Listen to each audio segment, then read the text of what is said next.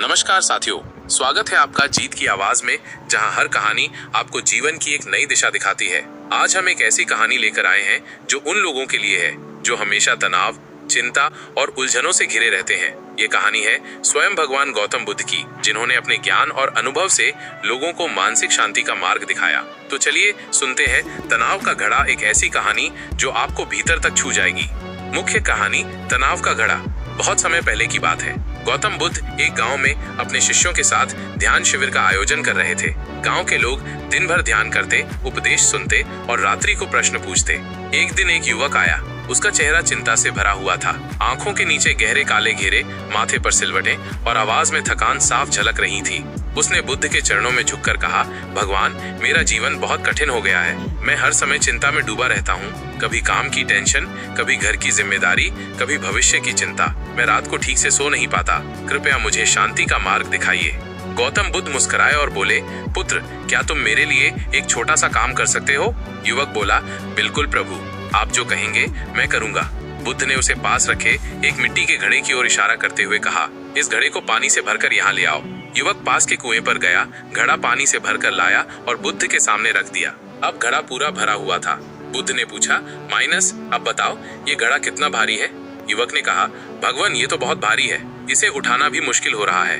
बुद्ध बोले, तो अब इसे 1 घंटे तक अपने सिर पर रखे रखो, फिर बताना कैसा लगता है। युवक हैरान था, लेकिन आज्ञा का पालन किया।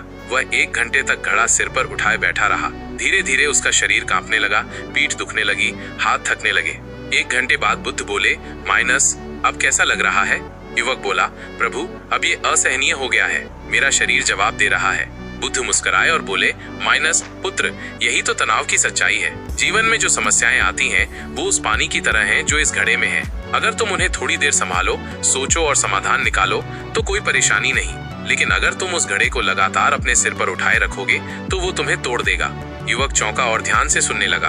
बुद्ध ने आगे कहा, माइनस, तुम्हारे मन का घड़ा भी कुछ ऐसा ही है। उसमें तुम रोज समस्याएं, चिंताएं, दुख और भविष्य की कल्पनाएं भरते जा रहे हो, लेकिन उन्हें छोड़ना भूल गए हो।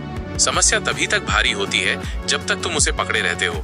जैसे ही तुम उसे नीचे रख देते हो, शांति का अनुभव होता है। यही ध्यान है, यही सच्चा विश्राम है। युवक की आंखों से आंसू बहने लगे। उसे अपने जीवन की सबसे बड़ी गलती समझ में आ गई थी। वो समस्याओं से नहीं, बल्कि उन्हें पकड़कर रखने की आदत से दुखी था।